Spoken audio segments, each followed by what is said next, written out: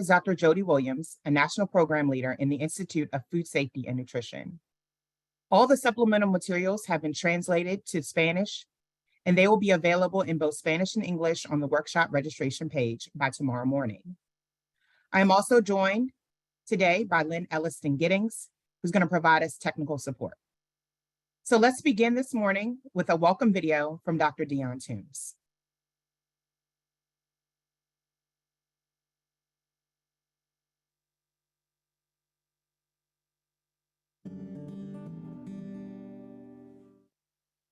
Hello, and welcome to NIFA's Grant Support Technical Assistance Workshop. My name is Dr. Dion Toombs, Associate Director for Programs. I am pleased to see so many of you are interested in learning more about many different federal funding opportunities available to you and your organization through NIFA. We work to ensure that our grant programs meet the needs of the people you serve while aligning with the goals of the USDA and the Biden administration. Transparency with our grant-related processes and procedures is a key priority of the agency. We want our stakeholders to be prepared to submit successful funding applications and be knowledgeable and adept at the full award management process. And we work continuously to make sure the process is a smooth one. In fact, as you may know, last fall, we embarked on a grants modernization initiative to transform our grants management systems, processes, and policies. Ultimately, this initiative will transform how we do business. We will strive to create a seamless experience for staff and customers, improve our ability to track and report outcomes, and help achieve our mission more efficiently and effectively. And we will keep you informed and educated along the way. This week's session is one effort to do just that. The expansive 5-day session is designed to focus on competitive programs, strengthening grant writing, and developing skills to write for success. We will walk you through the entire grant writing process, from pre-application to award management and reporting. Over the course of the week, you will learn more about the pre-application process, application review, funding opportunities, and awards management. And you will have ample opportunity to ask questions and hear responses directly from NIFA staff members. Whether you are new to the process of seeking federal funding or a seasoned veteran simply looking for a refresher, we are certain that you will emerge from this comprehensive workshop equipped with the skill set needed for successful federal funding. Thank you for joining us.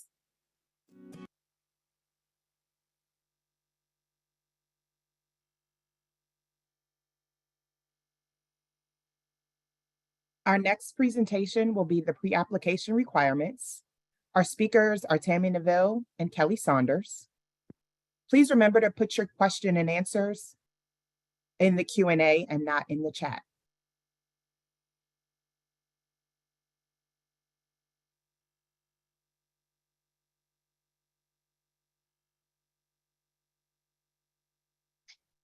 Good morning. Thank you for joining us for the pre-application requirement section of today's workshop. I am Tammy Neville, and I am being joined by Kelly Saunders. I am a program specialist in the SBIR, STTR programs, and Kelly is a policy specialist in our Office of Grants Financial Management Division. Next slide, please.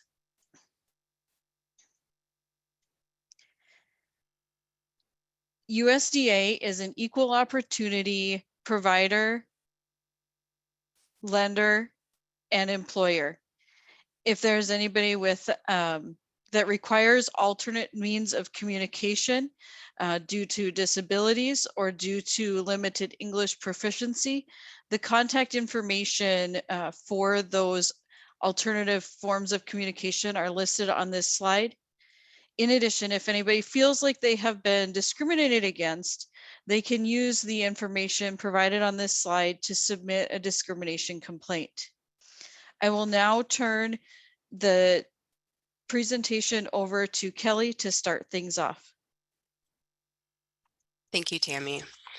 In this portion of the day's presentation, Tammy and I are going to be covering the steps that you'll need to complete to apply for federal grant opportunities, how to search for funding opportunities, including using our NIFA website as a resource, other helpful resources and information that you can turn to as you work on your application, and finally, contact information for NIFA staff and other support teams that you may need to reach out to if you have any questions or encounter any issues as you prepare to apply. Next slide. To get started, to apply for federal grants, an organization or individual will need to register with sam.gov and grants.gov. SAM.gov, or the System for Award Management, is an official government system operated by the General Services Administration, or GSA. This site includes federal financial assistance listings, contract opportunities, and non-federal entity registration.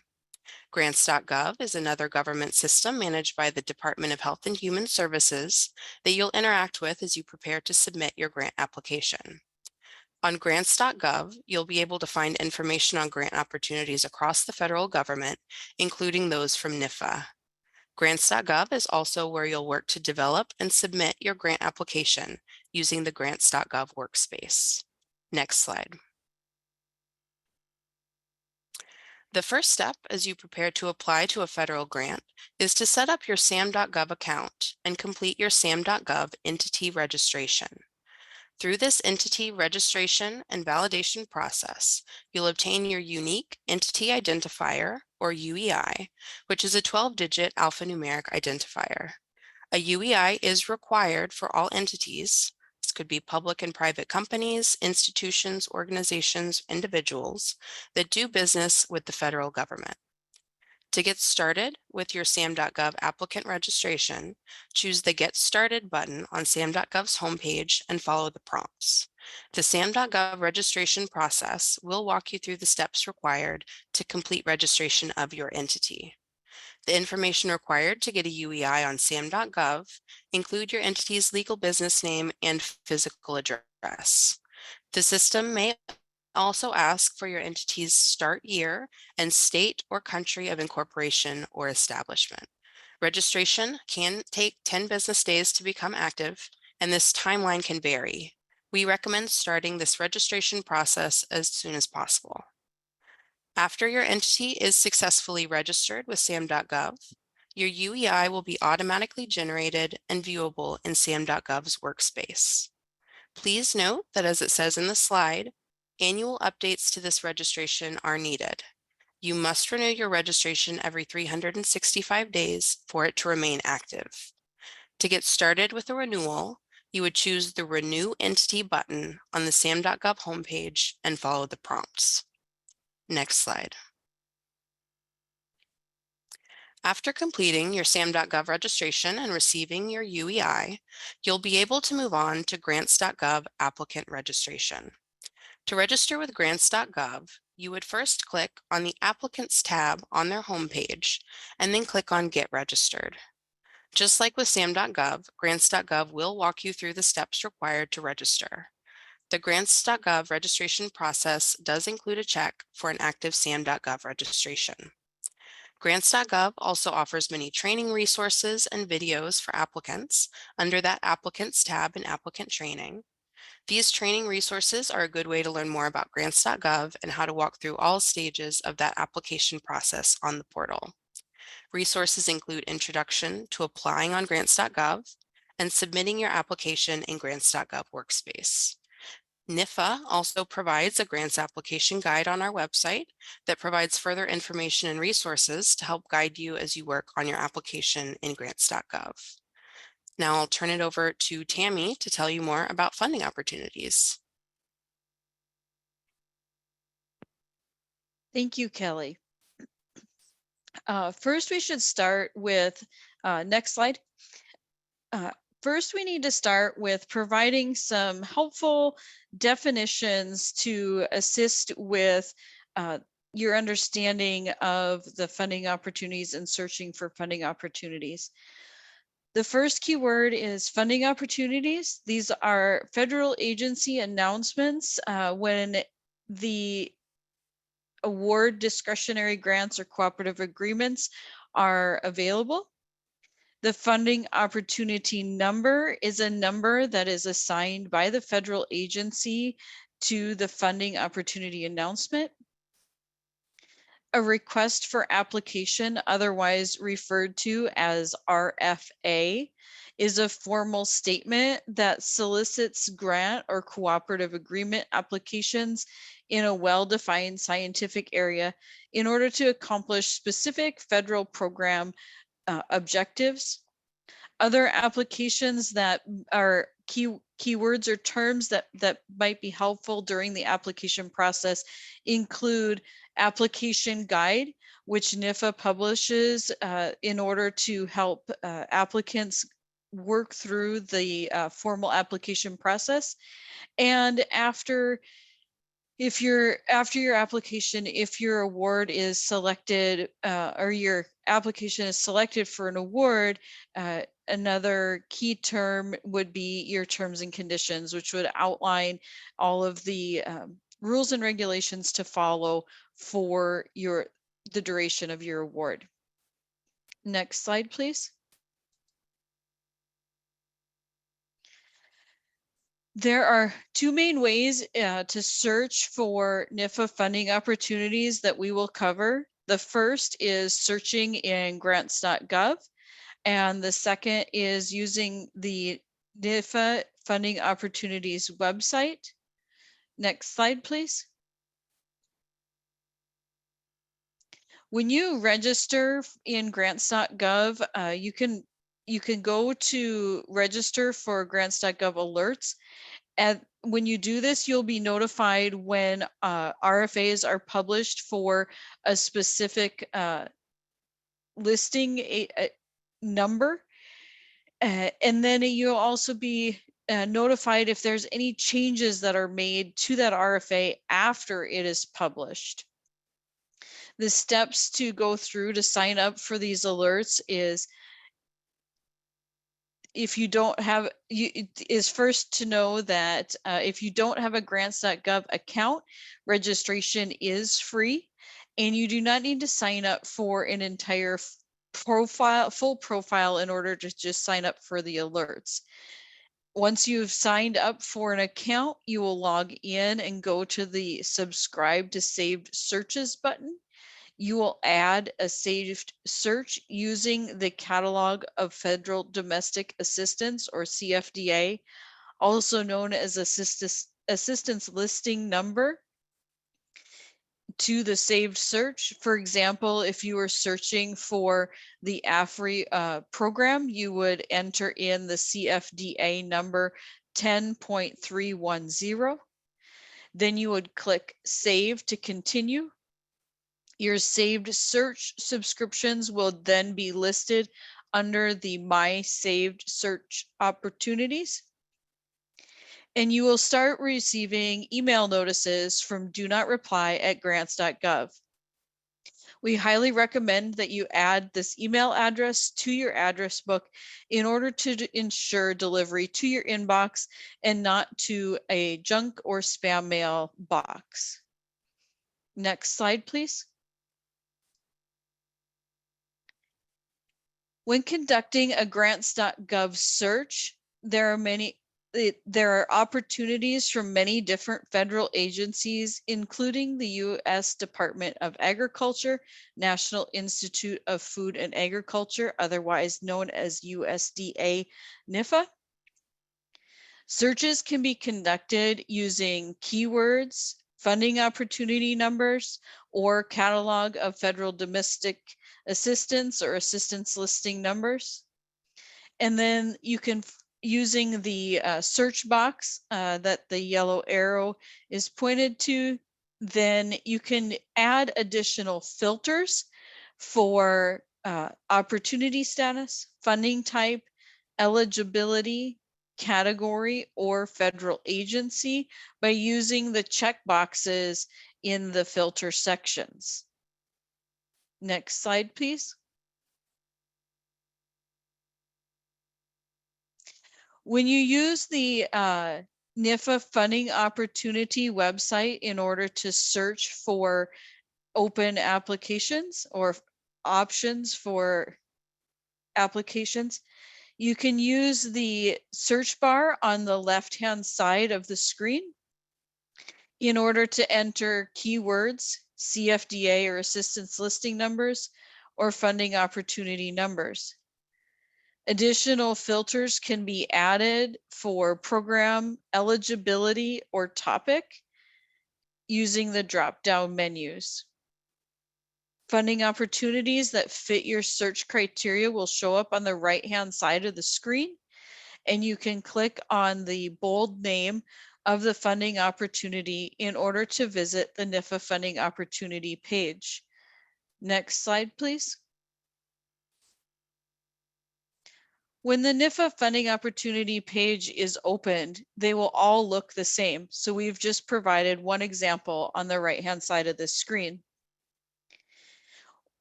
Each page will include links to apply for a grant that will take you to the grants.gov page. You have the option to download the RFA, to go to the technical assistance webinar page. This will either contain a link to the registration for the webinar or a recording of the webinar if it has already been held. There's also a link to the program page listed under programs, and the program contact is listed under who to contact with questions. Next slide, please.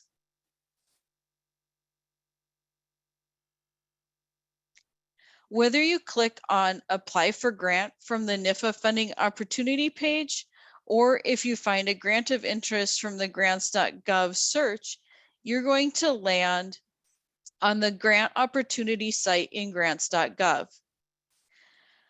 Under the tabs that are listed, under the synopsis tab, you're going to find basic information on the funding opportunity, including posting and closing dates, award ranges, and basic eligibility information and a description of the funding program. Under version history, you're going to find modifications or previous versions of the funding opportunity if it is applicable.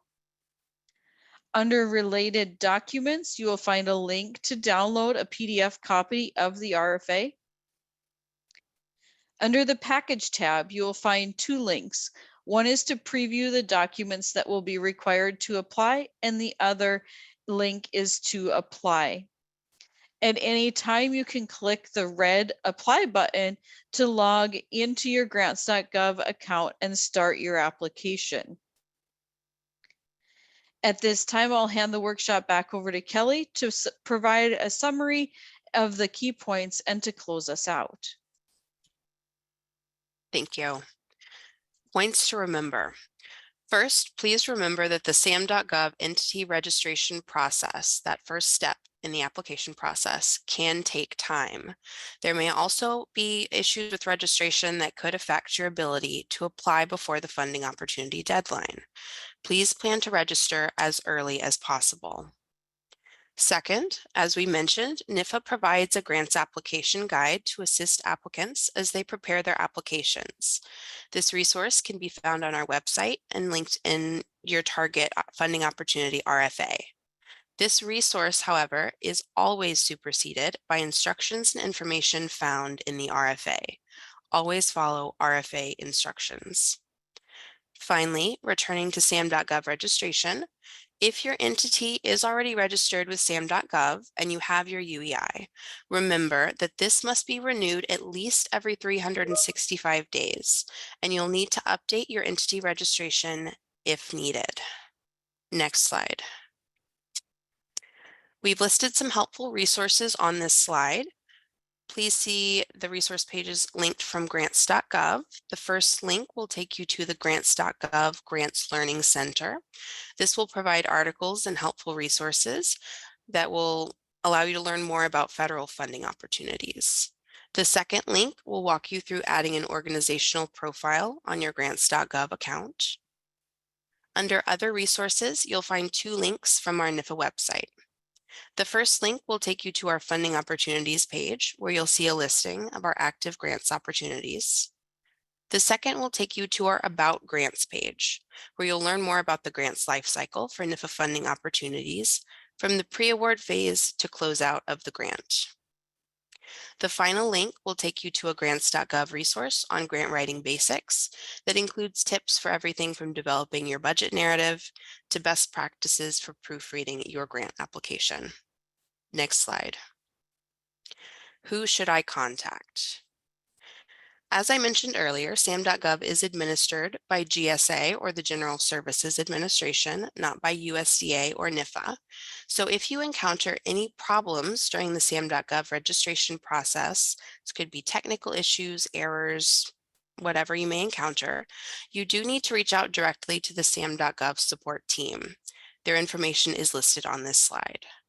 Similarly, we've listed grants.gov support contact information on this slide for any issues that you may encounter during grants.gov registration or while working in grants.gov workspace.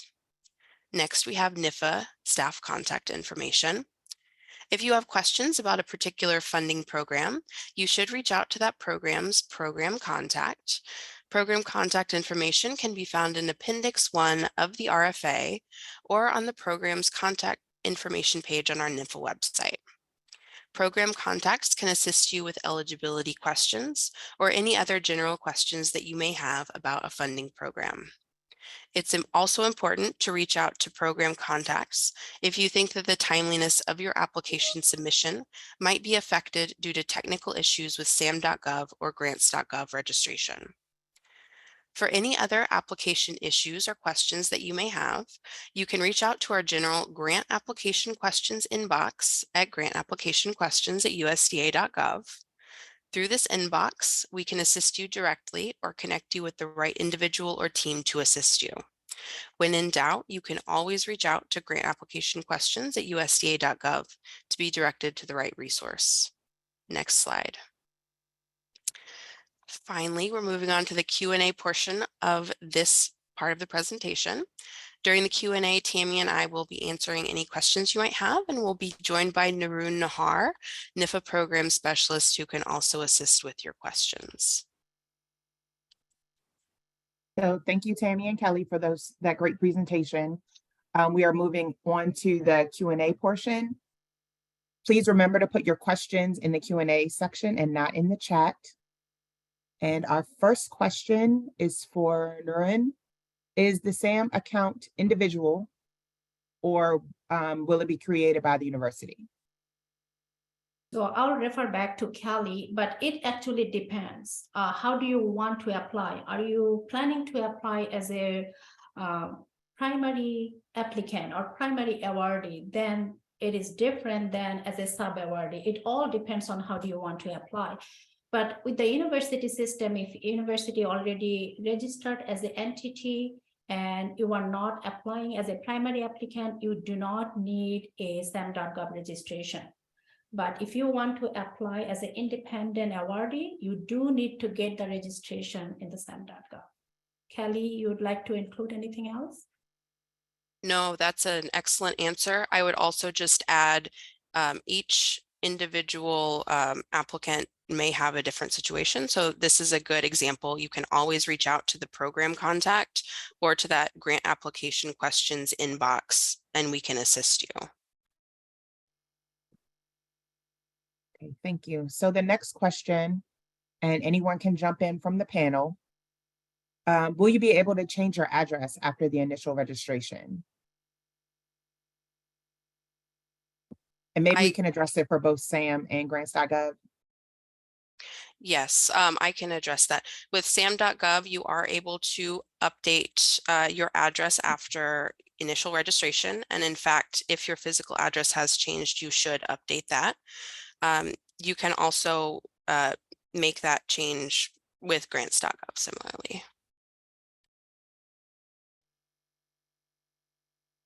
Okay. So the next question. Do we need to register at both SAM.gov and grants.gov? This one is for Tammy.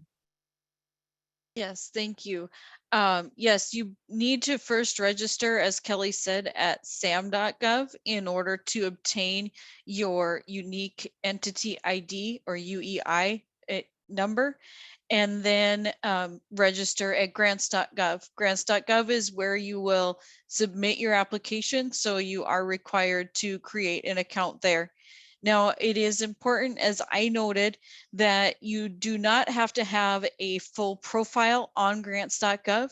So if you do not have a UEI number, but you would like to simply sign up for notifications for any pending or upcoming funding opportunities, then that UEI number is not necessary, and you can sign up and you can save your searches for upcoming funding opportunities.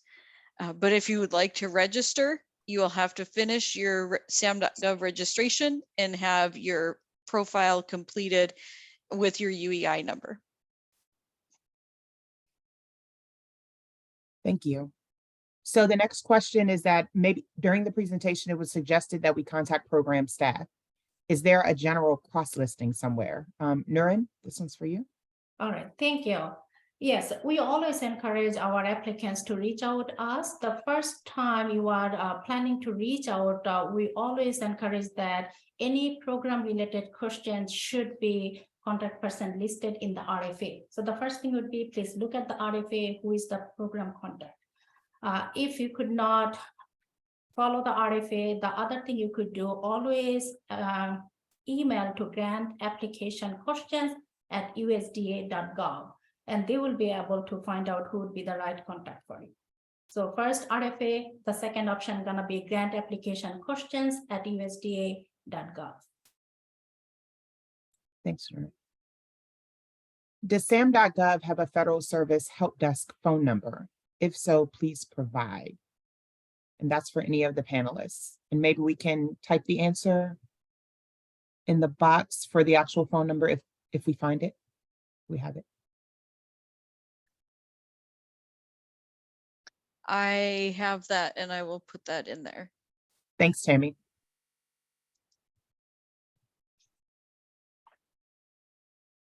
Also, there's a comment about a link for today's presentation slides. I think that is in the chat. I think those were sent out in the chat. Okay.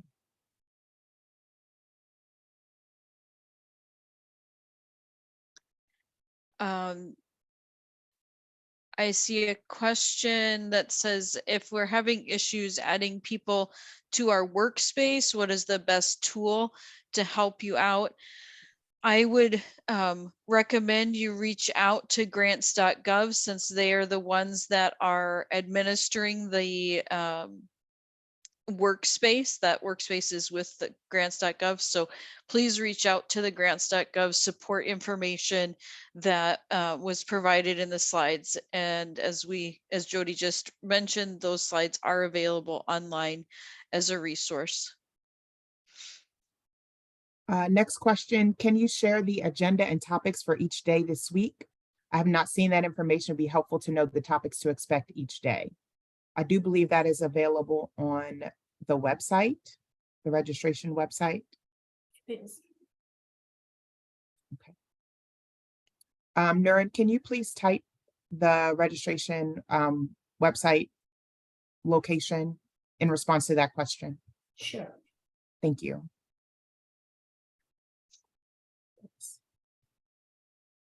Kelly, there's a question, and I'm not sure if you have the answer. Do you know how frequently the grants.gov or sam.gov passwords need to be reset or updated? That's a great question. I am not aware of that cycle, but we can research that and put that in the Q&A. There is a related question on the open chat that I would like to answer. The registration is only for this year application and we will review every year. Yes, the registration actually should be updated each year. On our presentation, we said that you need to renew that registration every year. Can you be a secondary awardee and a primary awardee during the same time frame? I think Suresh is handling this one online.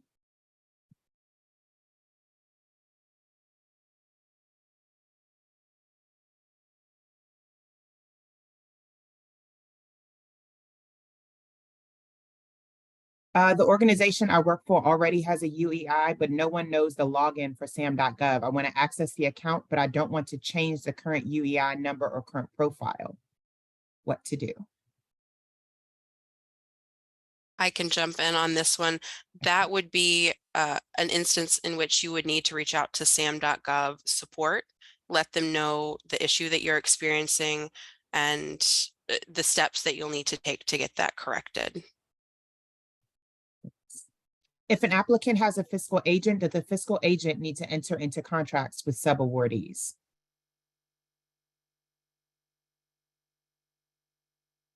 That is correct. Sub-awardee does not need directly to include all the information. Primary awardee need to do that. Thank you. Are award notifications sent or viewed in either grants.gov or sam.gov, or would that initially go to the applicant or to a federal representative? Can you repeat that question, Jody, please? Are award notifications sent or viewed in either grants.gov or sam.gov, or would that initially go to the applicant or to a federal representative? So award notifications, are they posted in sam.gov or grants.gov? So my understanding is whoever registering, it goes to their email address. So any source of notification, usually we include PD, the primary project director or a primary applicant. And also sometimes we see that an additional person called AOR also included.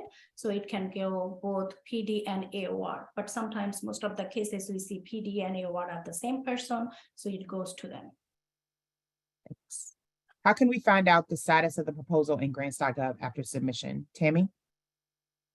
Thank you, Jody. Yes, in order to find out the status of your proposal, you can use grants.gov up until the submission deadline.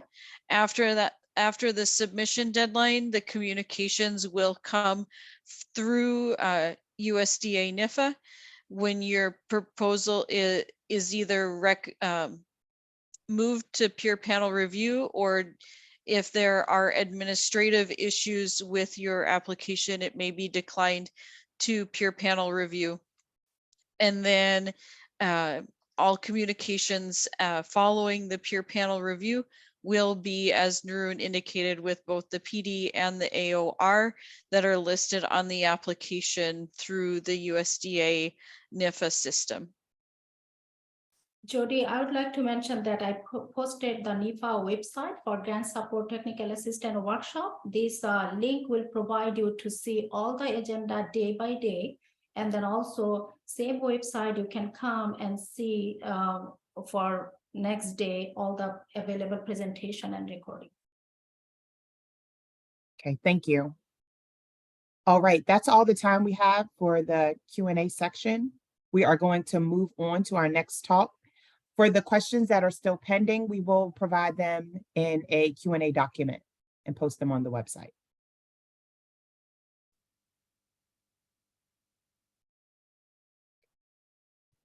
So our next presentation is Understanding the Request for Application. Alicia Shipley and myself will both be presenting.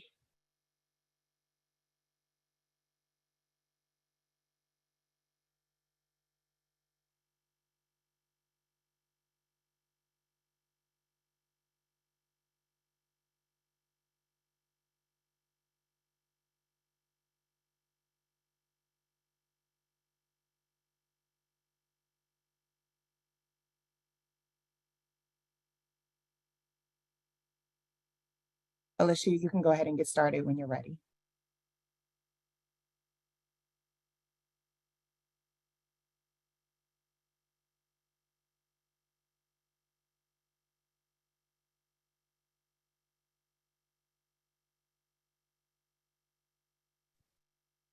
My apologies for the delay. So my name is Alicia Shipley. I am a capacity program leader here in the Office of the Director. And so thank you, Dr. Williams, and thank you again for all the attendees joining us today. Next slide, please. Next slide, please. Here is our non-discrimination statement that was covered earlier, but if anyone needs any accommodations, please reach out to us to let us know. Next slide, please.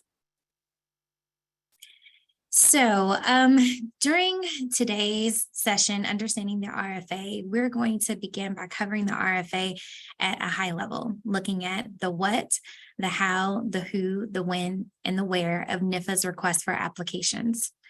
Then we'll go more in depth into the structure of the parts of the RFA by looking closely at what you will learn in each section and the questions you should ask yourself after reading. Throughout the session, we will also share useful tips and items that we think that you should pay close attention to. Next slide, please. So first things first, from a basic level, what is the request for applications? You can look at it from two angles. First, as an invitation for you to apply for funding to accomplish specific program objectives based on congressional directives and current priorities of the agency in very well-defined areas. The priorities of a given program may change from year to year. Therefore, submitted applications must comply with the RFA for the fiscal year you are applying to. Second, you can also look at the RFA as an instruction guide, as it outlines specific guidance and directions that are all based on legislative requirements, national and agency policies, and submission guidance. I want to note that instructions and guidance in the RFA supersede any instructions or information that are stated in the NIFA Grants Application Guide and any other documents. Next slide, please. Next, I want to just touch on briefly how RFAs are developed because they contain a great deal of information and direction on what can be funded. And some applicants may wonder, well, how did NIFA arrive at this final document? Well, it all begins with Congress.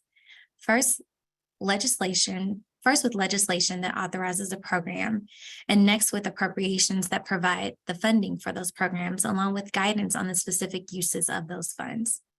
Additionally, stakeholder feedback from organizations with a vested interest in our programs informs congressional decisions, as well as program design decisions in the RFA by NIFA program staff. National leaders also draw upon their subject matter expertise and prevailing trends and scientific knowledge to develop RFAs while still reflecting congressional directives and feedback from stakeholders. Next slide, please. So who are the audiences for NIFA's RFAs? With respect to who applies for our funding opportunities, the communities really reflect the diversity of our grants. Applicants include, but are certainly not limited to, schools, colleges, universities, government agencies with intramural research programs, businesses, and nonprofit and community-based organizations. Stakeholder groups with a vested interest in our funding opportunities include, of course, Congress, advocacy organizations such as the Association of Public and Land-Grant Universities, or APLU, or the Union of Concerned Scientists, as well as the general public. Next slide, please. So a question that we get quite frequently from potential applicants is, when is the RFA going to be announced? While we aren't authorized to give a specific date an RFA will be released, NIFA maintains an RFA calendar with target dates for RFA announcements on our website. I want to emphasize that these are only target dates or estimates on release. Once you access this calendar, it's a good idea to bookmark the list and continue to check it as the date draws near for the RFAs you are interested in. Another tip is to subscribe to NIFA email updates, and you will get the latest funding opportunity announcements. The links on this slide will be hyperlinked in the documents available for this workshop on the NIFA website. Next slide, please. Another very important question is, where can the RFA be located? Well, there are two places: the funding opportunity page on the NIFA website That's one. And then additionally, you can access the RFA as well as the application package from the grants.gov funding opportunity page. In our first session today on the pre-application requirements, the application submission requirements were covered in greater detail. So if you missed that session, the slides can now be accessed through the workshop's registration page. Next slide, please. So before we cover each part of the RFA, we want to provide a bit of guidance on what to look for when reviewing a funding opportunity. Our best guidance that we can offer is to read. Let me repeat that. Our best guidance we can offer is to read the RFA. First, read looking for alignment to decide whether this opportunity aligns with your work, your interest, and the resources you have available to you. Second, read for awareness or knowledge, focusing in on significant components, including the program parameters and eligibility. Third, read for accuracy to make sure that you understand administrative details and requirements related to items such as funding minimums and maximums, project types, program narrative requirements, budget restrictions, additional attachments, and cost matching. I want to emphasize thoroughly reading the RFA and checking your understanding because our national program leaders have experienced so many instances where we have had to disqualify applications because of simple avoidable errors that often stem from an applicant either not reading or understanding a portion of the RFA. The one thing that I will echo and that my colleague will echo through this session is when in doubt about anything regarding the RFA, ask the program leader. Again, when in doubt about anything in the RFA, ask the national program leader. Next slide, please. So now I'm going to move into the structure of the RFA. And we're going to focus on competitive RFAs for the purpose of this session. There are 8 main parts to the RFA. First is the executive summary. Then part 1, the funding opportunity description. Part 2, award information. Part 3, eligibility information. Part 4, application and submission information. Part 5, application review requirements. Part 6, award administration. And Part 7, other information. Next slide, please. The first thing you will see in the RFA is the executive summary. And the executive summary is just that. It's a high-level overview of the program. So the next part, in part 1, you will find the legislation authorizing this program, as well as the major program goals and program area descriptions, which detail the specific types of projects and topic areas that will be funded for this cycle. This information may also be found in part 2 of the RFA. After reading this section, you should understand what NIFA would like to accomplish with this program for this particular fiscal year. The types of programs funded along with the funding levels, the program descriptions for each project, the project duration, whether it's 1 or multiple years. You'll also see any modifications from the previous funding cycle, which may be highlighted, because please remember the goals, project types, and focus areas may shift from fiscal year to fiscal year. Some RFAs may also include what the program will not fund, so be sure to look out for those statements as well. So after reading this section, you should really focus on alignment and ask yourself the following. Does this opportunity align with my work, my professional academic goals, and the resources that I have available to me to effectively and efficiently manage the grant if awarded? Next slide, please. So next, in part 2 of the application, you will learn greater details regarding the award. First, about the funding available and any set-asides for certain populations that may be part of the funding structure for this funding opportunity. This section will also include any details related to restrictions on the number of submissions or award maximums. For example, An RFA may allow only 3 applications to be submitted from an institution, or only one award to ultimately be funded for per institution, for example. After reading this section, you will know how much money is available for this program and if there's funding dedicated to certain target audiences. Also, if there are new and/or resubmission applications being accepted, and any restrictions on the number of submissions or award from each applicant and/or institution. So then ask yourself, how many applications can be submitted from our organization? And if there is a limit, you will need to determine if there's an internal process at your organization or institution for choosing what applications will move forward to NIFA. And then also if you can submit a resubmission. So with that said, now I'm going to pass the baton back to Dr. Jody Williams. Thanks, Alicia. So we're moving on to part 3 of the RFA, which focuses on eligibility. Who can apply will be detailed, as well as information regarding cost sharing matching, which I will explain more about in a moment. And lastly, if the Centers of Excellence designation applies to this program. After reading this selection, you will know the range of eligible applicants or your competition, so to speak, and if your organization will need to contribute matching funds, the percentage, the type of matching, and any matching exceptions or waivers. So the questions you need to ask yourself are, can I apply to the program, and will my organization need to provide any level of matching for this opportunity? Next slide, please. So I'm going to delve a bit deeper into eligibility.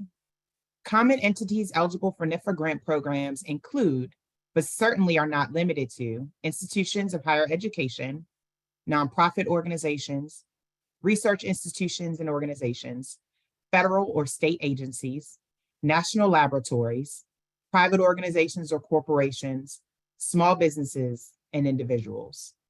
There are certain programs where citizenship or permanent resident status applies. For example, with NIFA's postdoc program. So please confirm before you apply.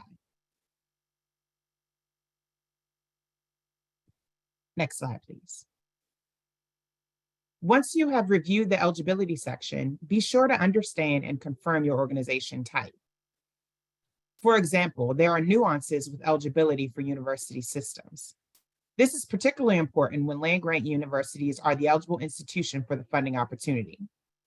With respect to programs focused on minority serving institutions, your Hispanic serving institutions, Alaska Native, Native Hawaiian, for example, the certification status is updated annually through the U.S. Department of Education. Please confirm that status if applicable. Next slide, please.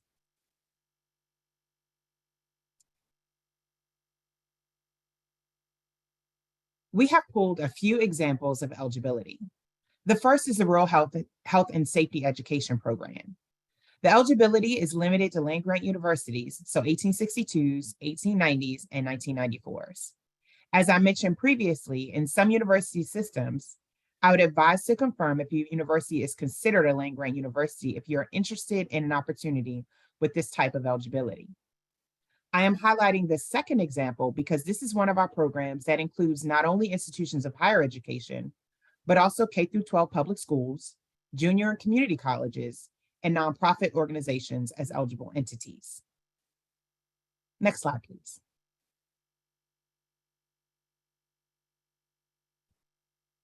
The next example is Integrated Research, Education, and Extension Competitive Grants Programs, focused on organic transitions.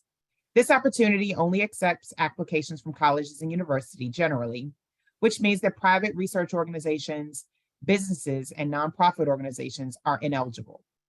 1994s and Hispanic serving institutions, specifically named here because we want to ensure these entities know they are eligible and encourage them to apply. The last example is the Small Business Innovation Research and Small Business Technology Transfer Programs. Here, the only eligible entities are small businesses. And for this opportunity, your small business must be registered with the Small Business Administration as a small business concern. You will register your small business through the company registration process on sbir.gov. Next slide, please. Now, I mentioned a few moments ago that part 3 will provide information on matching. So let's define matching. It is a portion of the total project's cost not paid by federal funds that a grantee is required to contribute. While all NIFA funding opportunities do not require a match, some do. Now, how the matching is structured varies across programs. The required percentage of matching, type of matching, and where it allows cash and/or in-kind contributions, sources of match, and if it needs to be non-federal, and if NIFA provides a waiver for the match, are all detailed in the request for application. To learn what programs have a match, you can visit NIFA's webpage for matching requirements. Hyperlinked here. Next slide, please. I want to provide some example statements on matching that is pulled directly from the request for applications. The first example requires a dollar-for-dollar match. The source of the match can be cash and/or in-kind contributions from the organization or a third party. In-kind contributions can include facilities, equipment, goods, services, or time. The second example requires a match, but at 25%. NIFA can also waive the matching requirement if doing so is necessary to effectively reach an underserved area or population. In the final example, there is no match required. Additionally, any matching resources included in the application would never be factored into the review process. Next slide, please. So that's part 3. Now we're moving on to part 4, which focuses on application and submission requirements. In this part of the RFA, there will be instructions included on submitting the applications through grants.gov. Also, there will be details on what should be included in your application and how this information should be formatted. Additionally, the indirect cost rate information will be outlined, and I'll talk about this more in a moment. As you review this section, or as we review this section, you will learn how to apply what you need to include in your application, specific to your project summary, program narrative, and other required attachments. You will know how to develop your budget based on the indirect cost rate for the program. After you read this, you should simply ask yourself, do I understand what is required to submit a complete application? There may also be a checklist for application content included in this section, or a reference to it to the website that has that information for the checklist. Next slide, please. So let's take a moment to talk a little bit about formatting. I cannot overstate that understand formatting requirements is so very important, as it can be the one factor that leads to your application being rejected for review after so much of your hard work. Applicants that do not meet the application requirements to include partial applications risk being excluded from NIFA's review process, and completeness includes following formatting guidelines. Pay particular attention to any formatting guidelines regarding font type, font size, spacing, page limits, and the use of tables and figures. Remember, do not assume formatting is the same across programs, as it is not. It varies. Formatting guidelines, as I mentioned, does vary across the programs. Additionally, there are 3 letters that are very important to the submission process: PDF. All NIFA RFAs require PDFs for an application submission. Even though grants.gov will allow other formats such as Word to be included in an application, so you may think your application was submitted successfully. However, NIFA's internal system will not accept Word documents or other formats. It simply just doesn't read these types of formats. The only type of format that it reads is PDFs. As a result, documents with these other formats will not be included once your application reaches NIFA, and we will not accept documents that are submitted incorrectly after submission. A tip that may help you to avoid this mistake is checking the grants.gov manifest to your submitted files to verify attachments are in the correct format. Next slide, please. So now that you know to always follow formatting guides and submit all documents in PDF to grants.gov, I'm going to pivot to direct versus indirect costs in your budget. Direct costs are defined as those easily identified with a particular project or activity. Direct costs must be three things. Reasonable, number one, meaning that the cost must be necessary to complete the project. Ask yourself, would a prudent person pay this amount for this item? Or, if it were published on the front page of the Washington Post, would you be okay with that? Number two, allowable. The cost must not violate the restraints or requirements imposed by federal laws and regulations, or NIFA's award terms and conditions. Number three, the cost must be allocable, which means the costs actually benefit the grant to which they're being charged. On the other side, indirect costs are the expenses of doing business that are not readily identified with a particular grant, contract, project function, or activity, but are necessary for the general operation of the organization and the conduct of activities it performs. Indirect costs are also known as facilities and administration costs. Your organization must have a negotiated indirect cost rate agreement or NICRA. If it does not, there are three options.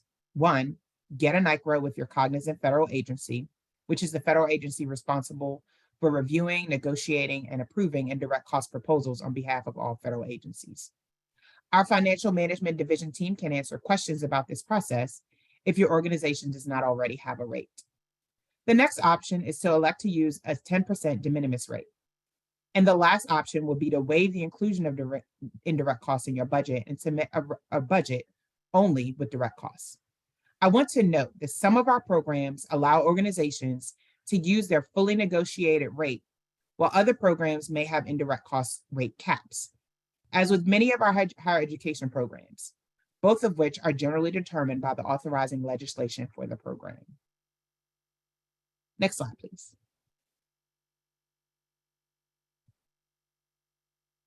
We have included two examples of both direct and indirect costs. So salaries and wages, faculty, other professionals, technicians, postdoc associates, research associates, graduate and undergraduate students working on fulfilling the objectives of a grant would generally be considered direct costs, while administrative roles, sponsor projects positions, librarians, and directors and other clerical positions are generally considered indirect costs unless those positions are integral and directly tied to the project or activity. The next example is facilities. Project-specific space rental for off-campus facilities from a third party and use of specialized equipment for which there is commonly applied charge are direct costs. Utilities, building use, grounds maintenance, renovations, and alterations of organizational property are typically considered indirect costs. Next slide, please. Now we're on to part 5. You have successfully submitted your application and now it is entering the review process. The two-part process is detailed in this section. So first, we screen each application to ensure that it meets the administrative requirements set forth in this RFA. All administrative requirements must be met in order for the application to proceed to the next level of review, which is the second step, the scientific peer review process. At that point, the proposal will be technically evaluated to ensure that they have met the administrative requirements under the review panel. Evaluation using the evaluation criteria that is posted in the request for application. After reading this section, you will learn our steps in the review process and the various factors reviewers will take into consideration to evaluate your application. So ask yourself, do I understand NIFA's peer review process? Do I understand each of the criteria being used to judge all applications? Parts 6 and 7 list administrative and policy requirements as information on the use of funds, prior approval requirements, confidentiality, and regulatory compliance. After reading this section, you will learn more about federal and NIFA policies and requirements related to the applications and awards. Then you should ask yourself, who at my organization can I reach out to clarify policies to ensure I'm in compliance? And who at NIFA can I reach out to for clarity on these policies? Next slide, please.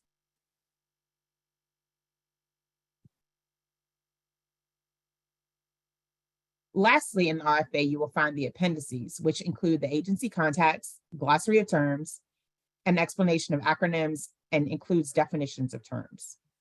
After reading this section, you will learn program contact information, administrative contact information, acronyms that are used in the request for application, definitions for important terms that are used in the request for application. And then you'll ask yourself, do I know who the contact is for the program?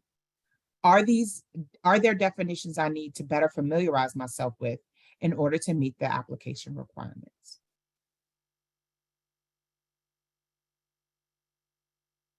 So now I'm going to turn this back over to my colleague, Dr. Alicia Shipley. Thank you so much, Dr. Williams. Now we have covered NIFA's RFA. So I just want to circle back to the guidance that was offered at the beginning of this session. As you review the RFA, remember to read looking for alignment to decide whether this opportunity aligns with your work, your interests, and the resources that you have available to you. Read for awareness or knowledge focusing in on significant components, including program parameters as well as eligibility. And read for accuracy to make sure you understand the administrative details and all requirements for a complete submission. Next slide, please. So lastly, we want to make sure that you know that NIFA seeks comments on all RFAs so that we can deliver programs efficiently, effectively, with integrity, and with the focus on customer service. The ways in which you can provide feedback, both formally and informally, vary across the agency. Formal opportunities include annual stakeholder feedback sessions. Informal opportunities include project directors meetings, site and liaison visits, conference sessions, and other communications. So really, please take advantage of this opportunity to provide your thoughts on our request for applications to ensure that our opportunities remain relevant and responsive. Next slide, please. So now I'm going to hand the baton back to Dr. Williams to start our question and answer portion. Thank you. Thank you. So I'm going to go ahead and get started with our Q&A portion. And I'm going to invite both Alicia and myself, as well as Kelly, Stephanie, Rachel, and Joseph to help us with the Q&A panel.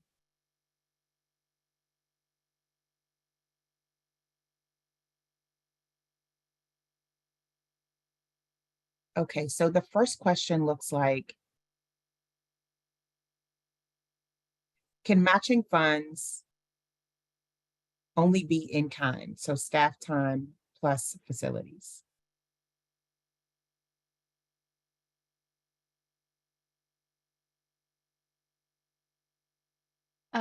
Matching funds can also be cash as well, cash or in kind. Thank you. You may also need to read that portion because sometimes it will not allow for other federal as match. It may be money from other sources. So that section of the RFA will specifically inform you of what is required. How does an organization determine if funds that come down from county or state are actually sourced federally?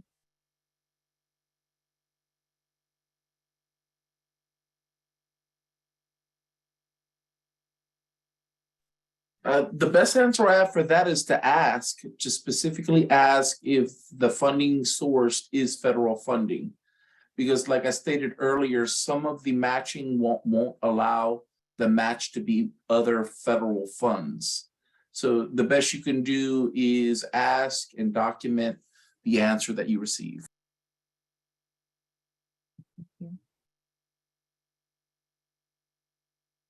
Next question, an administrative assistant for the project may be included? Yes, if it works for the project, you can include an administrative assistant in the budget. I would say to be careful if the administrative assistant is usually an indirect cost, then you can't switch them to being a direct cost just for the grant. They would have to stay in the indirect cost pool. What is the best way to bring up new areas of research, for example, AI and agriculture as potential material for requests for applications?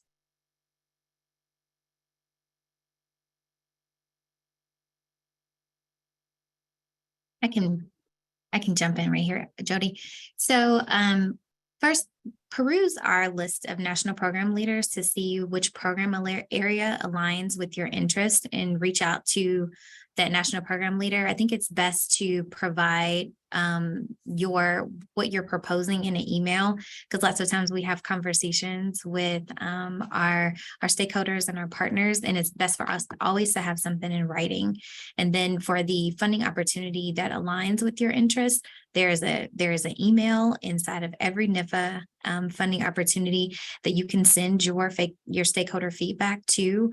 And then NIFA also hosts stakeholder feedback sessions. And so we send information out about those that you can sign up to present formally for those, so they can be considered as a part of our RFA development process. And if any of my other colleagues would like to add to that, please do.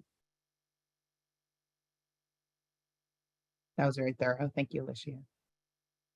Can you say more about cost matching and commodity specific requirements?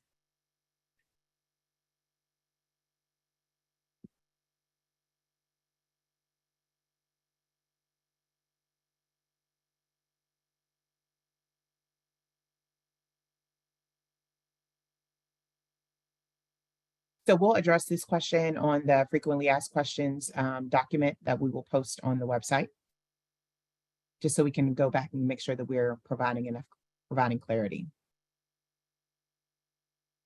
Can a match come in the form of fees for participants from a workshop or training class that is funded by the project?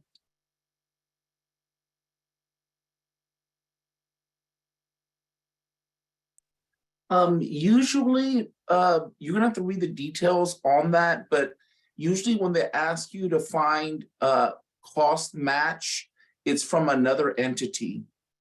Usually you won't cost match yourself, if that's the question. And program income usually is not allowed as a match. Correct. Can you say more about the use of the USDA application guide or supporting documents that provide instructions on how to develop the proposal in addition to the request for application? It looks like Suresh is typing an answer for this, but I'll go ahead and provide a little bit of clarity online. The USDA application guide just provides some additional instruction and support to the request for application. But just remember that all the information in the request for application supersedes the information that's available in the application guide. So the next question, in regards to SBIR grants, would labor wages of the business owner be a direct cost budget item? That sounds like salary for the business owner, as long as they're working directly with the project, it's allowable. And that time is directly to that program, not that their salary is split between different activities, right? It would have to be only the portion of their salary that pertains to that specific activity that is the program. I don't know if I said that correctly. Thank you. I think that provided additional clarity. Appreciate that. So, hello, thank you. Can a person without a PhD apply for a capacity building grant based on 1890's program capacity building program that's either for research extension or a combination of research and extension? Looks like Suresh is typing an answer. He will definitely be able to provide a great answer for that one. Okay.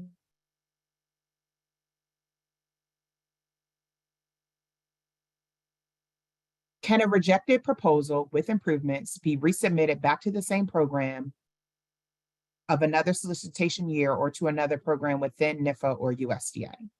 So yes, that's considered a resubmitted proposal if it's submitted back to the same program. If it's submitted to another program within NIFA or USDA, it's considered a new proposal.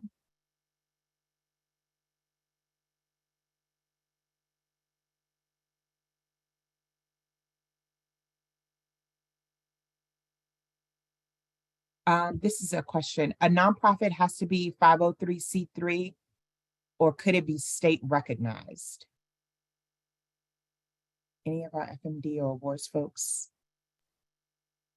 And I think they mean to say 501c3 is what I think they meant to type there.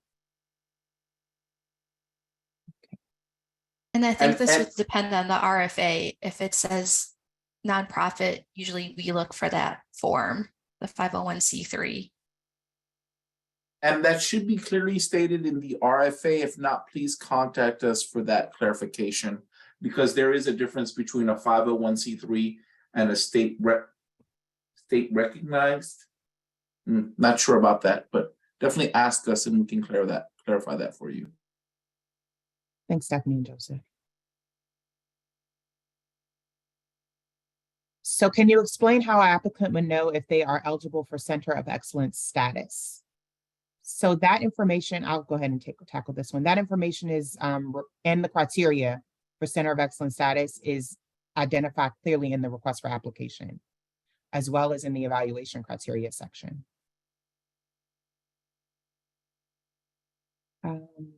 Does a R1, and if you have questions about your Center of Excellence status, please reach out to the national program leader. They will help you to identify what those items are that you need in order to meet that status. Does a R1 Research 1 land grant institution have priority for funding versus a R2 non-land grant? The short answer is no.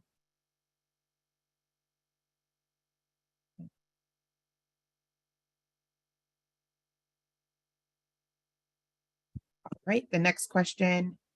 Due to inflations and unionization of graduate students and postdoc researchers, the labor costs increased dramatically in the past 2 years. What do you do for an active project with this situation? Any responses from our budget? Thanks, Stephanie. I think in this case, it would be best to reach out to the administrative specialist listed on your notice of award. You can also reach out to the NPL and open up a conversation to see how to move forward.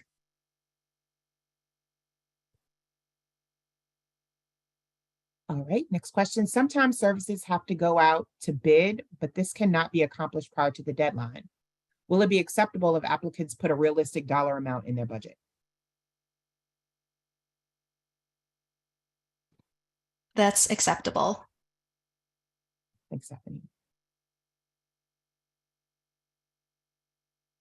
For faculty salary, can it cover the summer months on a 9-month position? Yes, it can.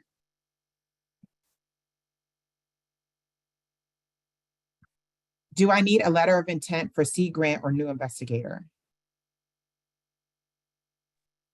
Letters of intent should be clearly stated on the RFA. So if there's one that's required or suggested, both of those examples, there's another term besides letter of intent, but it's one of those terms, and on the RFA, it will either say it's required and give you a deadline date, or it will say suggested but not required. Thank you, Joseph. And again, if it's unclear based on what type of application you're submitting, so seed grant or new investigator, feel free to reach out again to the national program leader, shoot them an email, and they'll be able to quickly respond back and give you clarity on that question. All right, so this wraps up this session and the Q&A section. We will make sure to continue to monitor the question and answer portal chat and add those to the FAQs that will be then posted on the website. So moving on to our next set of presentations is the logic model data management plan section presented by myself and Rodney Vance.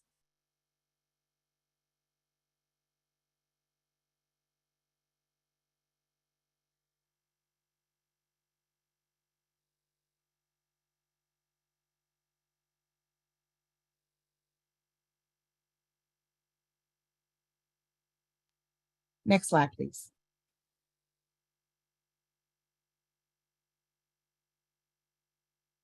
So USDA is an equal opportunity provider, employer, and lender. Next slide, please. All right, I'm going to go ahead and start with the logic opening up, discussing a little bit about our logic model. So as project directors read through the request for applications, one of the many required or recommended for some programs documents is a logic model. Logic models provide a graphic snapshot of the proposed activities, outcomes, and impacts of a project. It quickly provides the how, why, and so what of a proposal. It's a useful conceptual tool for both planning and evaluation of programs and projects. Logic models show the sequence of actions, activities, or events that describes what the science-based policy, program, or initiative will accomplish and provides clarity on inputs, outputs, and outcomes surrounding those planned activities. Next slide, please. Here's a version of a logic model. So if you scour the internet and have been through logic model trainings, you know that there are a variety of styles and many variations on the specific composition of a logic model. NIFA has developed a generic logic model that can be found on our logic model webpage at www.nifa.usda.gov/logic model planning process.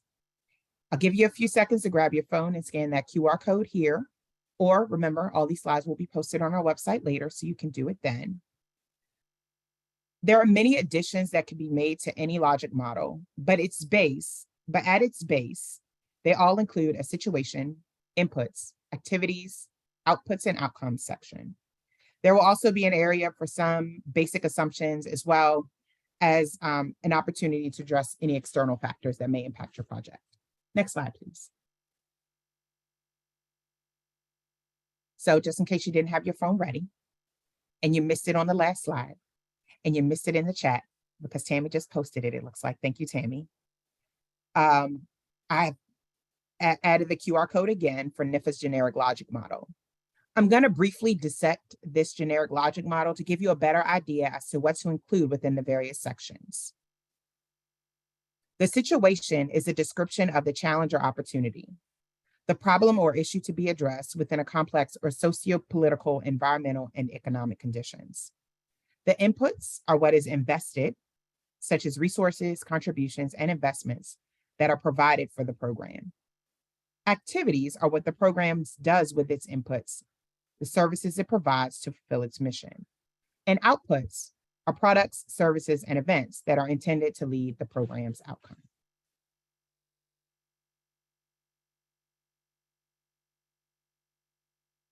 Let me get into talking about these outcomes. This is the reason why you do the work, to see some sort of change in knowledge, behavior, or condition of your intended audience. Changes in knowledge occur when there is a change in knowledge or the participants actually learn. Change in behavior occurs when there's a change in behavior of your participants act upon what they've actually learned. And then finally, change in condition is when societal conditions of your audience changes. Next slide, please. Finally, I'll go into the last two components of the logic model. One slide back.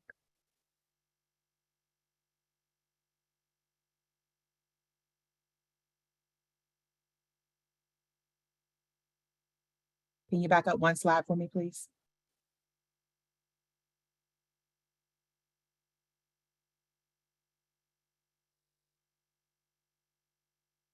Okay, thank you. Excellent.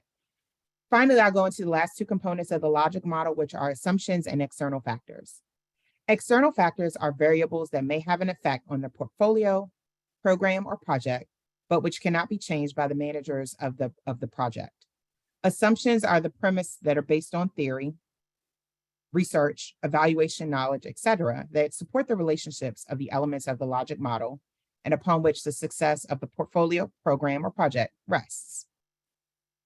These are two important elements to include because sometimes it will provide clarity on why you are performing specific activities instead of others, maybe based on both assumptions and external factors, or why your proposed impact may be limited. It can be due to external factors such as weather or other limitations beyond your control. It allows you as a project director to fill in gaps and answer questions. I'm going to now pass this baton to my colleague, Rodney Vance, to speak about the data management plan. Rodney? All right, I think I'm off mute. Thanks, Jody. Hello, everyone. My name is Rodney Vance. I'm a data analyst in the Planning, Accountability, and Reporting Office here at NIFA. Previously, I was a program specialist in the Institute of Bioenergy, Climate, and Environment. Today, I'll provide a brief overview on data management plans. Let's see, so since 2019, NIFA has required data management plans to be included in all applications for all competitive grant programs. A data management plan is simply a 1 to 2 page document that outlines the handling of data generated by a NIFA funded project during and even after the completion of the project. So it should include details on how the data will be produced or acquired, how the data will be managed, how it will be stored, shared, and even protected. Data management plans allow us to ensure we have plans in place to increase access to scientific research results, like digital data sets from your lab work, field work, or surveys, as well as educational outputs and metrics like curriculum, training products, and also even extension materials and data like outreach materials or training products.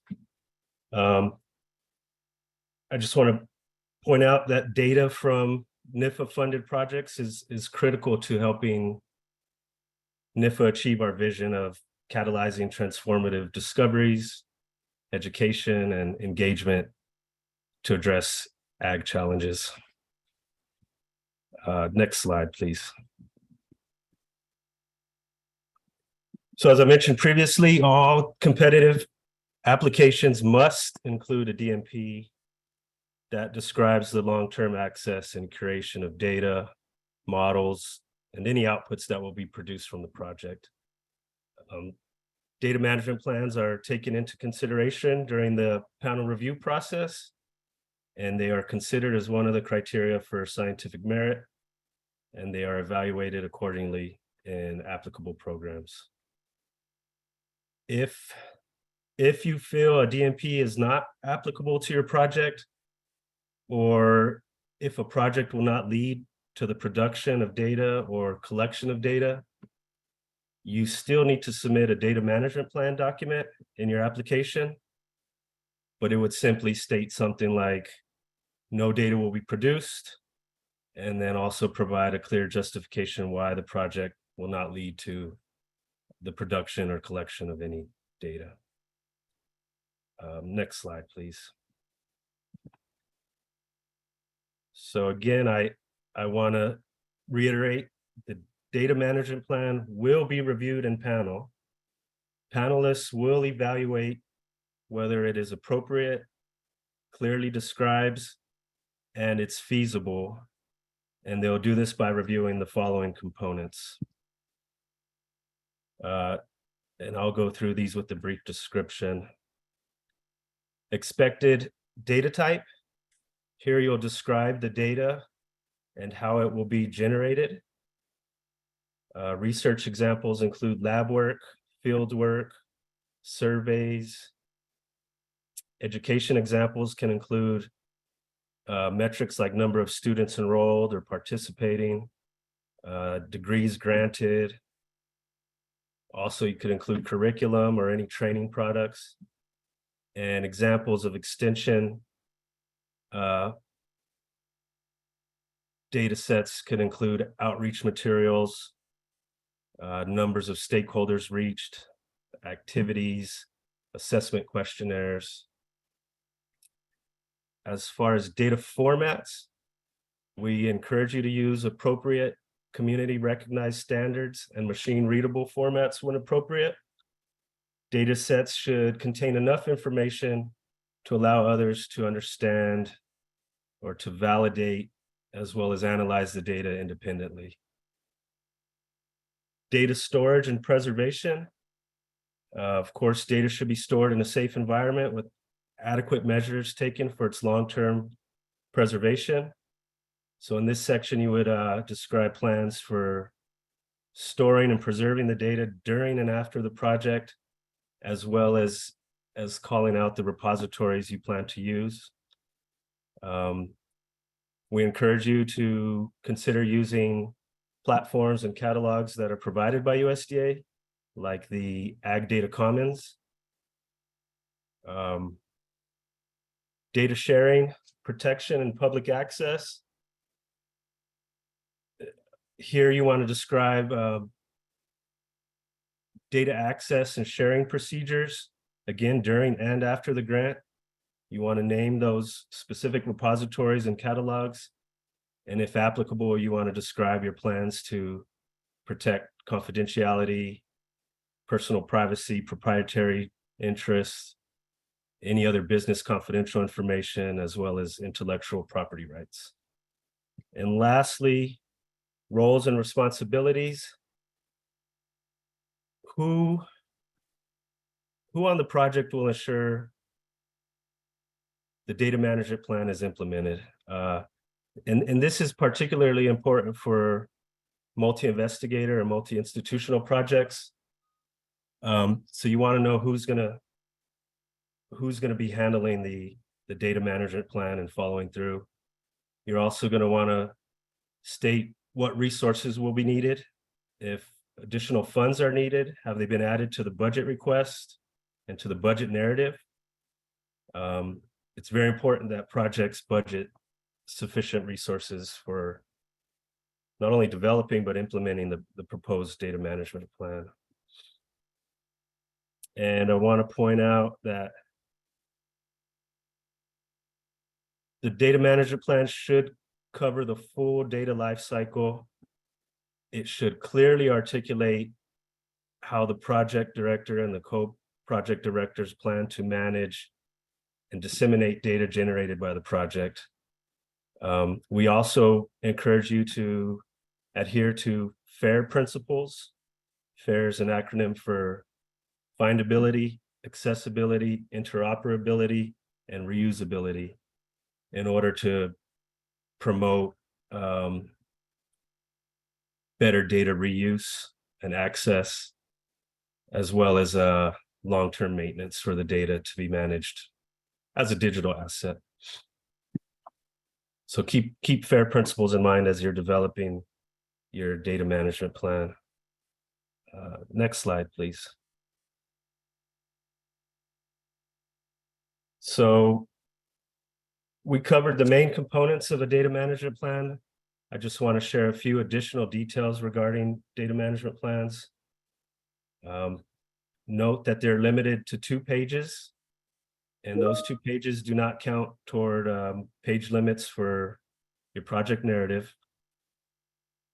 If a project does not plan to produce data, you still need to submit that document, but simply state no data will be produced and provide an explanation. Also, we only need 1 data management plan per project, regardless of the number of subawards. That single data management plan should cover all data collected by any and all collaborators. And we encourage you to use plan builders like the DMP tool. You could find that at dmptool.org. They provide sample data management plans, some samples that were already submitted to NIFA and other federal agencies, and they have a good amount of resources and guidance on overall on data management. Also want to note some programs may have different standards for data management plans, and those will be outlined in the request for applications. So again, be sure to thoroughly read the entire RFA. Next slide, please. I also want to point out data management plans are kept confidential along with the rest of the grant application. They are only made accessible to those involved in the review process. If your proposal is awarded, please take note of the review package that the panel will provide. there may be helpful feedback and suggestions that can help strengthen your data management planning. So be sure to review the reviews and the panel summary. Also important to note, implementation of the data management plan is also a component of annual and final reporting in NIFA's reporting systems. So please include progress in the implementation of your data management plan, including data sharing, where and how. And just to note, successful projects should monitor the implementation of the data management plan throughout the entire life of the project and after as appropriate. So lastly, I'll close with this link here to NIFA's data management plan webpage, where you could find a few additional resources like helpful guidelines for developing a data management plan, along with the document of frequently asked questions. And so that's the one I posted here. There's others. I mean, there's plenty of sites online that provide guidance on data management practices.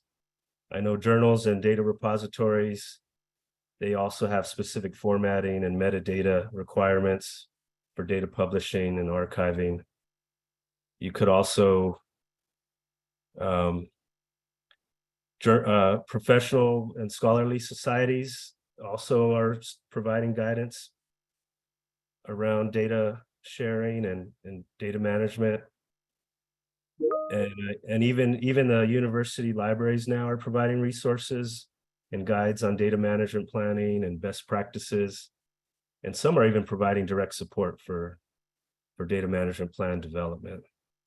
So I encourage you to take a look at all the resources and as you prepare your DMPs.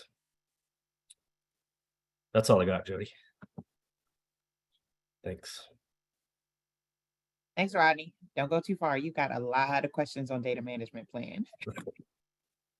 All right. I am going to go ahead and get started with the Q&A. Remember to please, again, put your questions in the Q&A section, not in the chat. And if there are questions that we are able to answer live, we will certainly post them in the FAQs and then have them posted on the website. Okay, so the first question, Rodney, are applicants required to maintain open access to project data, and is the cost for this eligible as a direct cost?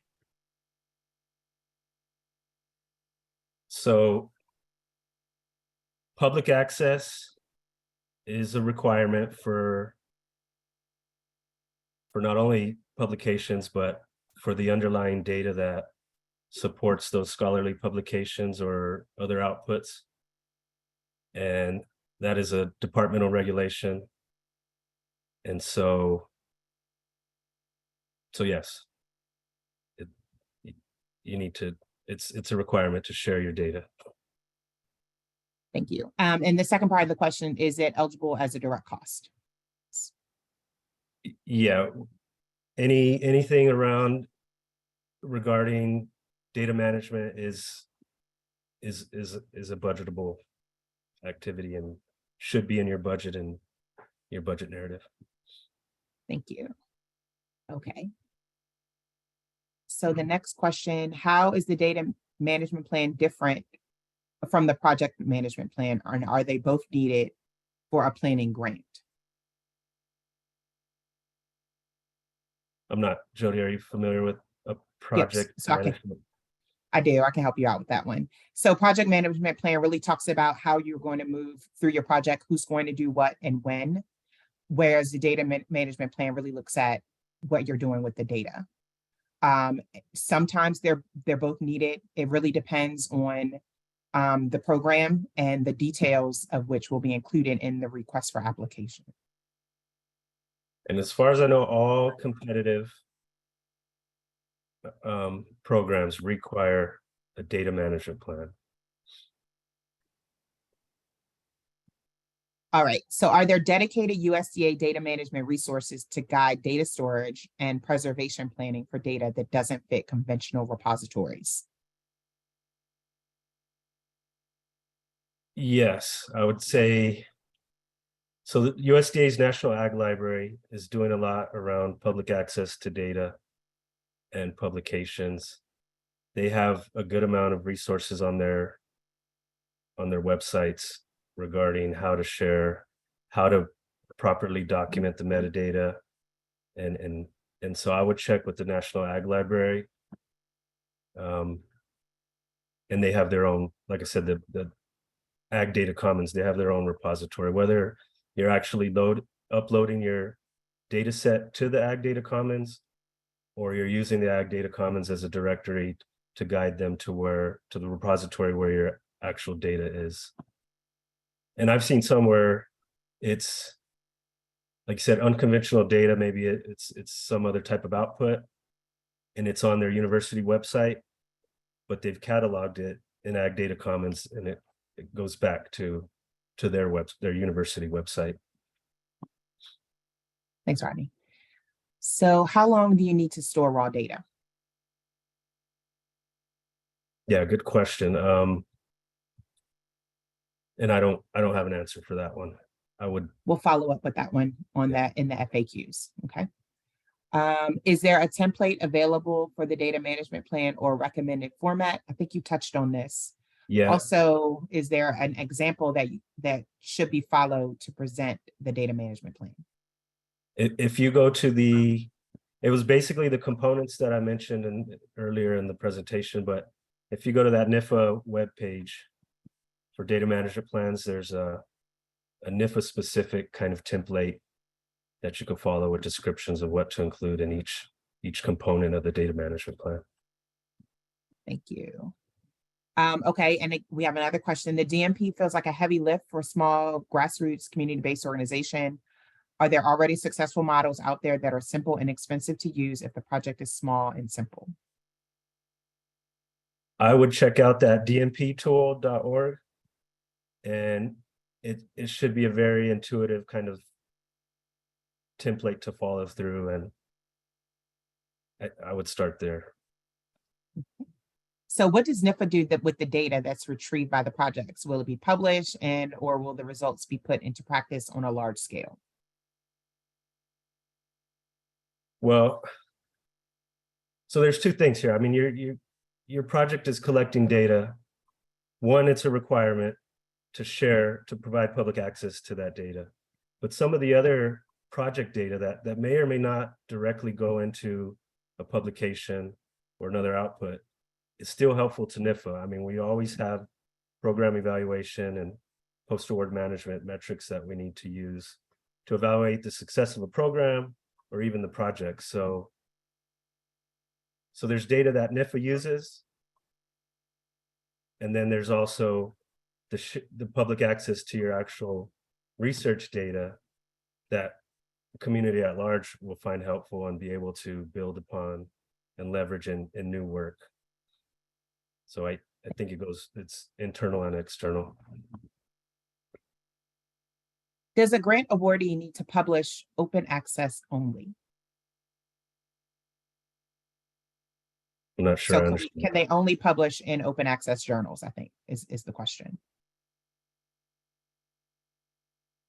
I don't know. I need to follow up on that one as well, because I might need to. I don't want to misspeak. We've got a couple in that space, so we'll make sure we add that to the FAQs. Thanks, Rodney. Let's see. And we have shared the link to the USDA Ag Library. I think Alicia Shipley shared that. Make sure you save that registration page link so that you can get to all of these FAQ questions. Let's see.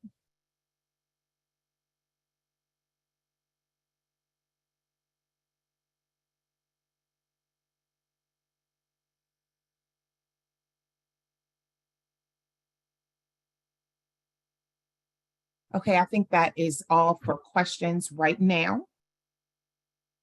We are going to open up for our open session Q&A. So can I have all our panelists pop on screen? And this is for the open. So now you can ask questions about any of the sessions if there are any questions.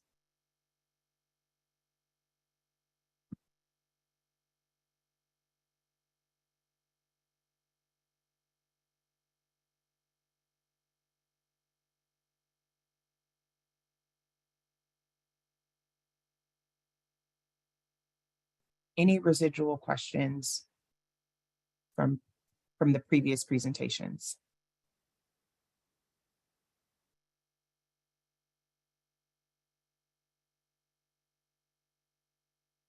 Jody, Yes. I can clarify your question related to the data management plan. Not Yes. all program require data management plan. So please carefully look at the RFA if data management plan is required or not. One of the program SBIR, STTR, Small Business Innovation and Research Technology Transfer, that program does not require any data management plan. So please always look at the RFA for all the requirements. Okay, we have one question. So regarding sharing data, is there a time period to allow publication before making data publicly available, and how long is that pause? I presume that hardworking PIs or PDs, of course, have an opportunity to publish their work and to include the data within that publication. But wondering what happens if somebody requests the raw data before the data has been processed and interpreted or published.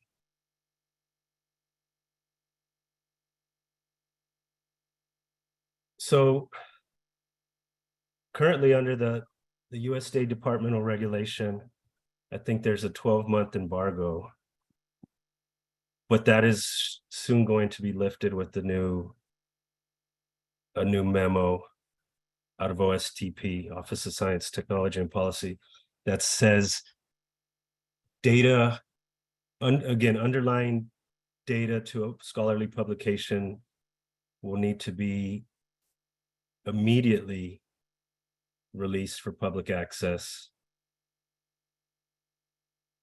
And I guess, so yeah, at the same time as the publication, you should also be sharing the data.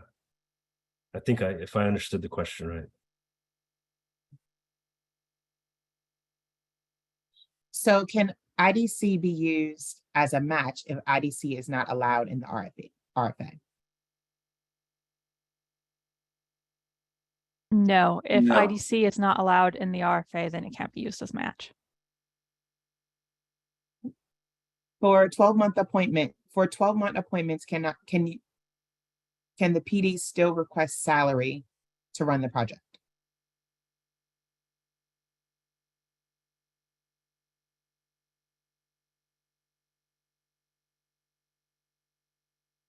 I would say that unless the RFA says it's not allowed, then salary can be requested.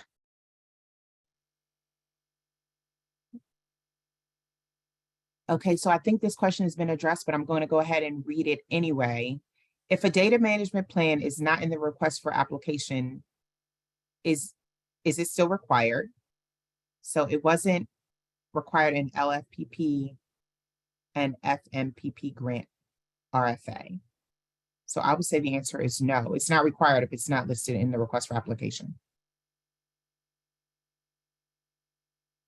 Correct. Yeah. If it is not listed on the RFA, it is not required. And also, can you be awarded both at LFPP and FMPP? I'm not sure what the acronyms are for these two programs. Maybe Joseph? Or anyone else? I don't know those acronyms offhand. If they Okay. don't mind typing it out. If you could type it out for us, we might be able to provide you with a little more clarity. All right. How does one protect data that is open access?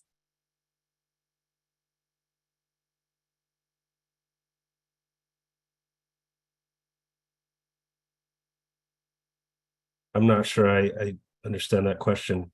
Protect open access data. So you may have to provide some more clarity on that. And the programs are the local farmers and farmers market. And it just went away. It was in the chat.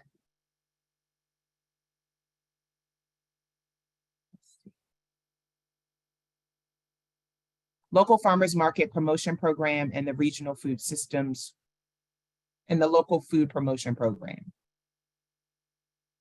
And the question about them, can you be awarded both?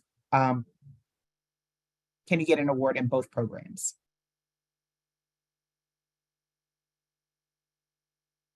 Yeah, we're gonna need the program staff to answer that. Off the top of my head, I don't know the proper answer for that.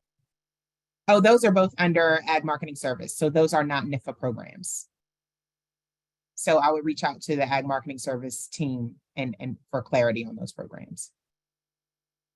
Thanks, Rachel. Okay. The next question. Okay, Alicia is handling that one. If a PI changes institution during the proposal review process, will that have an impact on their application?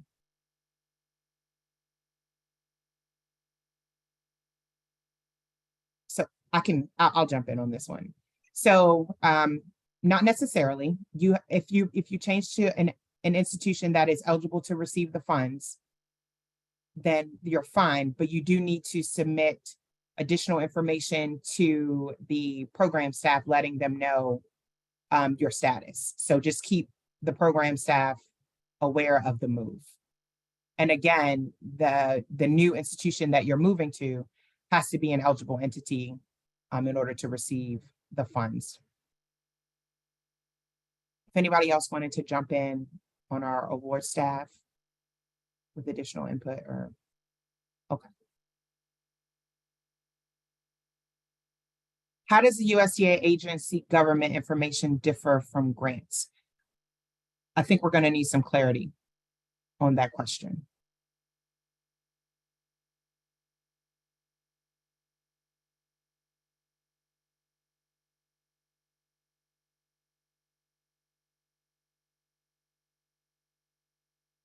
Okay, this is another data question. So do I need to publish the data together with one publication if the data will be used for another publication that will be published 1 to 2 years, and you don't want to share the data before the subsequent publication? So this is really specific. So I would ask that you send an email to your program leader with the associated program, so you can get some additional clarity on data management, and we'll handle that question that way. So that's pretty detailed.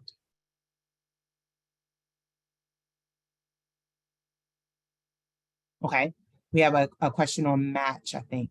So if the PI or co-PI uses their time as match, then can the 9-month appointment of the PI or co-PI ask for summer salary? And what is the relationship between these diverging budgetary items?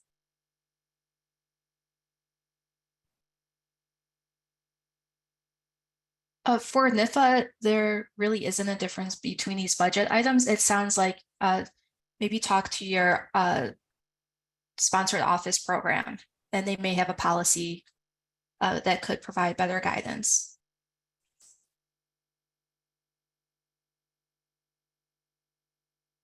Okay, thank you. Is it okay to list those on 48-week appointments? So 12 months like extension as co-PIs. I heard it is not good if too much money is requested in the salary section.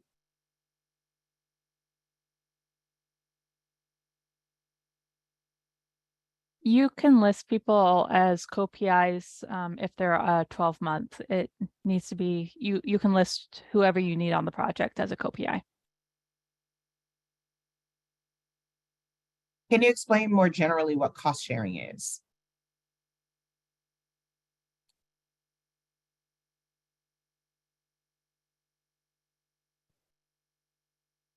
Cost sharing it would be a match. So, and this will be listed in an RFA if match is required. And for some programs, it could be 100% match that's required. And there'll be a section in the RFA that explains cost sharing is required. And it might have some more information about what's allowable. And if you have any other questions, you can always contact us and we can provide guidance on what's allowed or not allowed. Yes, to elaborate on that, in the RFA, it will state if there is matching requirements, what type of match is required, and if the matching can be waived. All that information will be in the RFA, and I would email grants application at usda.gov if you have further questions about what the matching requirements are in the RFA.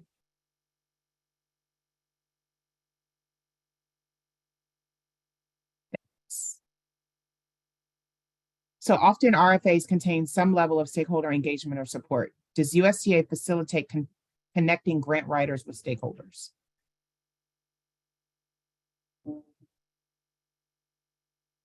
So short answer is no. We don't facilitate making those connections. We provide technical assistance webinars on grant writing like we're doing now. We also have resources on our website in terms for grant writing resources and tools as well.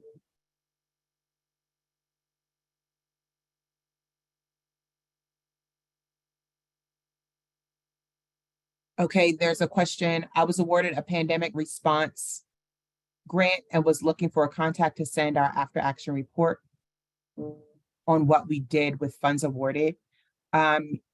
Okay, so at the time of award, you should have received terms and conditions, which included information for your administrative contact as well as your program contact. You would have received the PD for the program, would have received it via email. So please refer back to that document.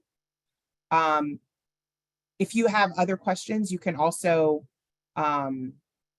reach out to the current, if the individual has changed, you would have received an email identifying that there was a change in your point of contact as well. So please go back and reference your award documents. The contact information should be available there.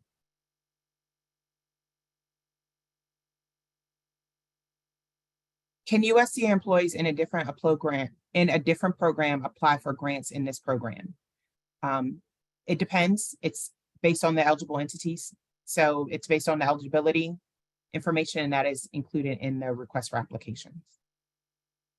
So yes, some USDA agencies are eligible to submit applications to NIFA programs.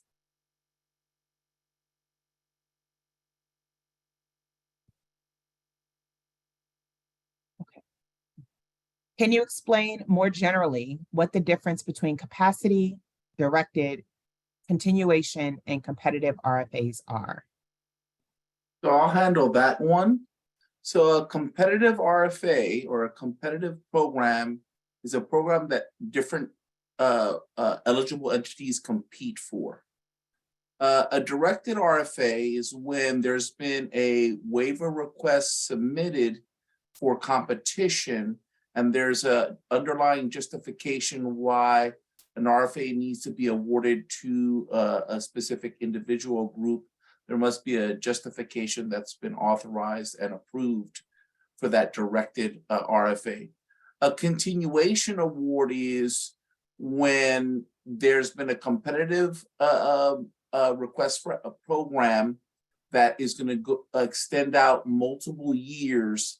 And during the competitive process, we let the public know that funds will then be awarded afterwards based off certain requirements being met, and there'll be additional monies added to that. What was the other version? Oh, capacity.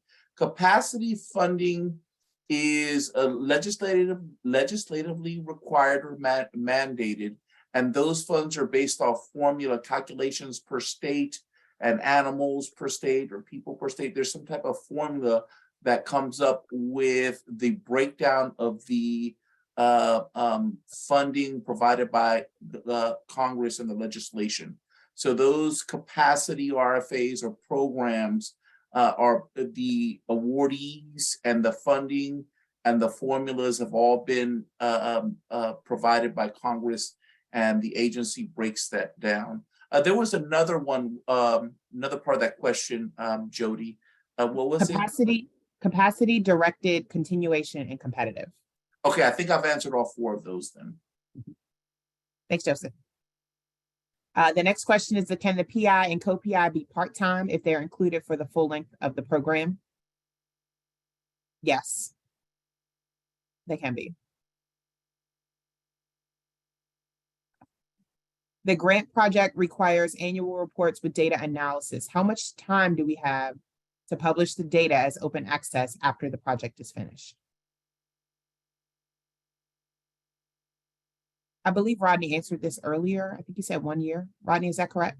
Currently, under the current regulation, there's a 12-month period, but that's soon to be dropped and it'll be immediate.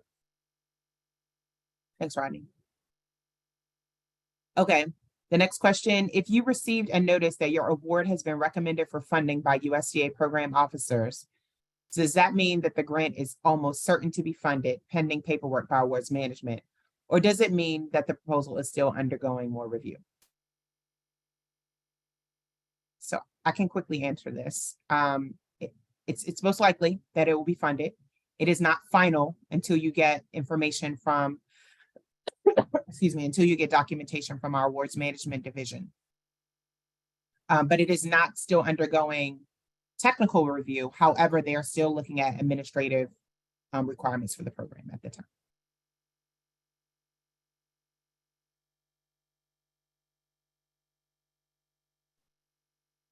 Okay.